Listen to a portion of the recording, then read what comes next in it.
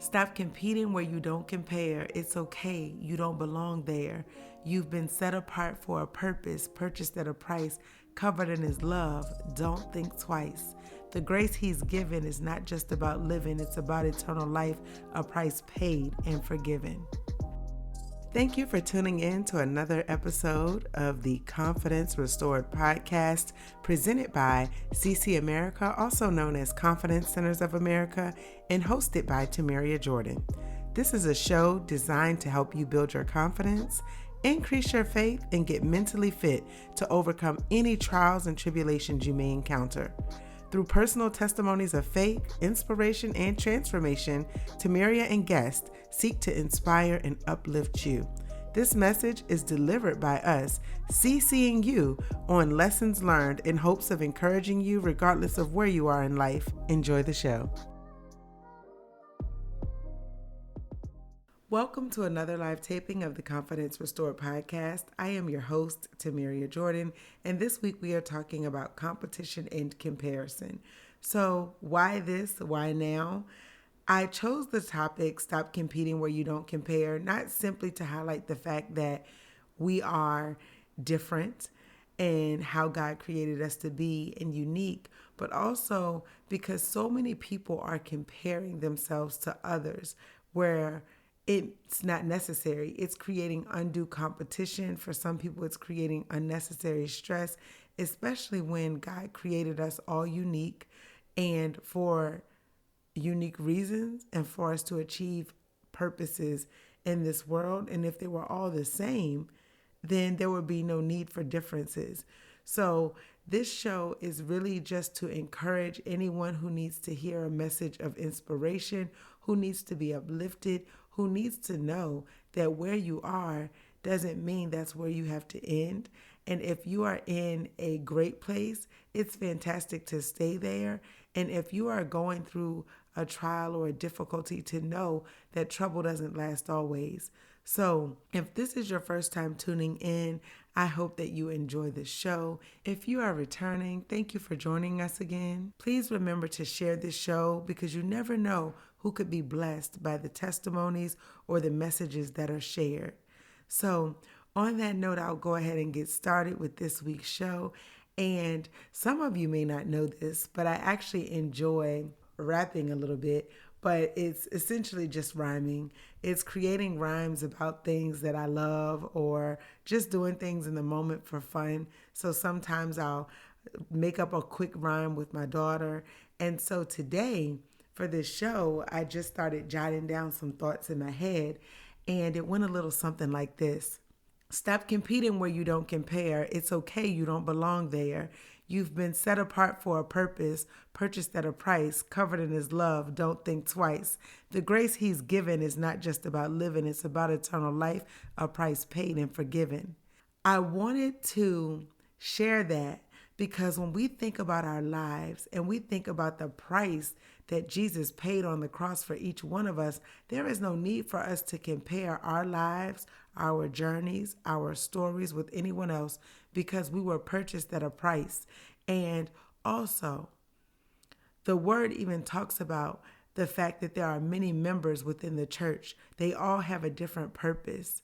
And the reason that you are unique, the reason that you are set apart, the reason that you have no need to compete with other people is because your purpose is your purpose. Your destiny is your destiny. Your calling is your calling that only you can fulfill. So let's take a step back and look at the definition of comparison. So according to Merriam-Webster, comparison is the act or process of comparing, not a surprise. Another definition is the representing of one thing or person as similar or like another, an examination of two or more items to establish similarities and dissimilarities.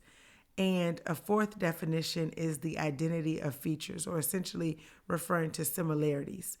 So comparison by nature, oftentimes we've heard the phrase or the quote, comparison is the thief of joy. I truly believe that to be true because if we are comparing our grass to astroturf, that astroturf is always going to look green, but it's not real. If you are focused on watering your grass will grow as well. But so often we're looking to the right, looking to the left, looking up, looking down. We're looking all around trying to find satisfaction where we never will find it, nor will we find happiness in comparing. And when you think about some of the things that happen with regard to what our youth may feel about themselves, the messages on social media, all of the comparisons. We're looking at everyone's highlight reel. And the essence of social media is a good thing. It's to share and see family and friends and connect with individuals. It's to build relationship. But somewhere along the way, sometimes things get a little misconstrued, is what I'll say, where individuals start to look at themselves and their lives and they think, do I measure up? And I'll admit there have been times where I've fallen in that trap, and literally I know it's a trick of the enemy where he's like, you only see what people show you. And the same thing goes for me. People only see what I choose to show them. There are a lot of times, a lot of days where things may be chaotic, but those are the days I don't have time to post anything. And so if you're comparing yourself to what you may see, even in my life, you may think a certain way, not knowing the full picture. I like to think of it like an iceberg. So when we see the highlight reels, we don't know what people are facing. We don't know what illness they may be up against. We don't know what may be happening in their family. So I always say we have to be kind to other people because we never know what battles they are facing, which leads me to competition. The term compete means to strive consciously or unconsciously for an objective, such as a position, a profit, or a prize, or to be in a state of rivalry. Is that really what we want for our lives? Do we want to have all these rivals and not relationships? Competition, in the sense, competition can be healthy in the right way. But what I want us to be cautious about is if our competition becomes a rivalry with those people that we say we love or with those individuals that we say we care about. Because at the end of the day, God made us different for a reason. And there's no need to compete where you don't compare. And what I mean by that is you are enough as who you are. When you are authentic to who you are and you are being true and you are showing up every day as who you are, whether it's in the workplace, in relationships, family, whatever it is, there is no need for you to compete where you don't compare. And I read Isaiah 45 and 46, but verse 5 in chapter 46 really stood out to me because it was talking about the false gods of Babylon. And in that particular scripture, they were noting just all of the different false gods that the people were serving at the time in Babylon and what they were worshiping and also what they stood for. And literally, what I found interesting about this is in verse 5, it reads, with whom will you compare me or count me as equal? To whom will you liken me that we may be compared? Because essentially, in chapter 46, the whole premise was to highlight the fact that there is no comparison. And in the chapter before that, chapter 45, it was talking about the fact that Jehovah is the one true God. Yet the people in Babylon were praising false gods. And so when I read that, I thought, wow, that's really powerful because especially for individuals who are in the faith, we may know that, but how often do we get caught up in what we see in our natural eyes? We get caught up in the fads. We get caught up in the things that we think we should be doing, the things we think we should be saying, the things we think other people want to hear, as opposed to what God has put in our hearts, what He has called us to do. And no person's journey is alike. And that's why I always encourage individuals to walk your own walk, chart your own path, choose your own destiny. Because the thing about life is individuals will give you a lot of advice, but it's from their own perspective. It's from their own view. Hi, Fit fans. Thank you for tuning in. Please be sure to rate, comment, and subscribe to the show so you never miss an update. Also, to help us keep this show on the air, we have applied for a sponsorship grant via Podcast. To help us increase our chances of winning, you can submit a love letter on our behalf. The link is in the description. Now, back to the show. So, I'll give an example. So, say for instance, you want to start a business, but you're the first person in your family to ever start a business. Well, because no one else in your family has had that experience, they are going to have a limited view with regard to provide you with feedback. So, they may tell you what's not possible. And it's not because they don't believe in you, it's just because they don't understand. It isn't their experience. When we think about what we see happening in the world abroad, there are individuals with different experiences and different perspectives, and yet we continue to try to compare our thought processes to those who may not understand where we're coming from because it's not their experience. But I always find it funny when it becomes their experience, how their perspective changes. And I recall in The 7 Habits of Highly Effective People by Stephen Covey, that book was really powerful. There was a section specifically about paradigm shifts and how individuals can shift their perspective when they know more of the details with regard to why someone may do what they do, why they may act how they act. And a lot of that I think can be solved through conversation. Oftentimes, individuals may not necessarily have the conversations that they need to truly find out, what may be going on in a particular case or in a situation. But I think sometimes we put so much stock into what other people think, what they say, and we start to compare ourselves. We start to look for the similarities. We start to look for the dissimilarities. We try to figure out, why I'm not here where I should be. It's literally as though we're putting a yardstick up against ourselves, but it's based on other people's perspectives, other people's processes, other people's progress, as opposed to our own. And so the purpose of this show is just to encourage you to continue to have confidence, but have confidence and faith in who God says you are, and knowing that you don't have to be like anyone else. And when we think about paradigm shifts, the definition of that is a fundamental change in approach or underlying assumptions. It literally is how we think, how we process things. But again, because we all come from different backgrounds, we all have different experiences, we may not necessarily understand everything that someone had to do to get to where they are. So if we're comparing ourselves to them, we may have a limited view of their experience. Say, for instance, if someone saw Job after he went through the trials he went through, they may say, I want what Job has, not knowing what Job went through. They see his mountain, they don't see his valley. They see his passion, but they miss his pain. For instance, and I'm using Job because a lot of people know that story and they're familiar with the fact that he went through a very tough time where he lost it all, but then God gave it back. Not, of course, the same thing, but he was able to restore what was lost.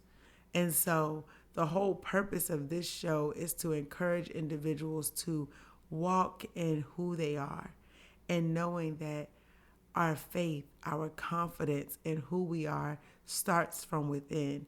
It starts from what we believe about ourselves.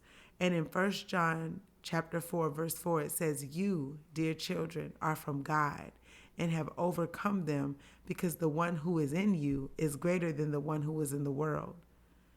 The one that's in the world, we know the enemy, Satan, tries to corrupt a lot of what we see, tries to pervert a lot of what we hear and what we believe. If we start to listen to those lies, what do? We get into the trap of comparison. And then we can see ourselves continually competing with individuals in which we don't even compare with. We're looking for the blessing, but we don't understand the work behind the scenes that got them to that point.